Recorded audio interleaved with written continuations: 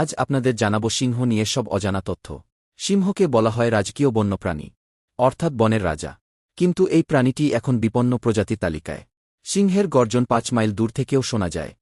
এই গর্জন এতই তীব্র যে এটি ১১৪ ডেসিবল হতে পারে, এবং এই শব্দ শোনা যেতে পারে ৫ মাইল দূর থেকেও।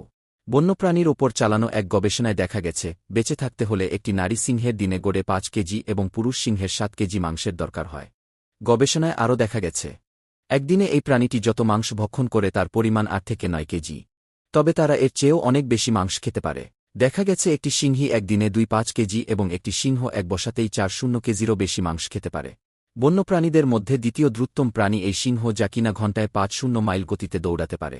সিংহের গড় আয়ু ৩ বছর।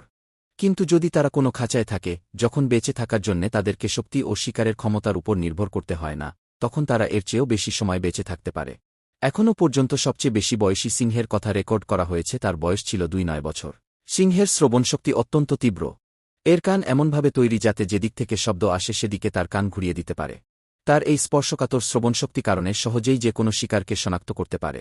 এমনকি ঘন ঝোপের পেছনেও যখন কোনো প্রাণী নিজেকে আড়াল করে রাখে, কিংবা ১ মাইল দূরেও থাকে, সিংহ ঠিকই বুঝতে পারে তার খাদ্যটি এখন কোথায় আছে।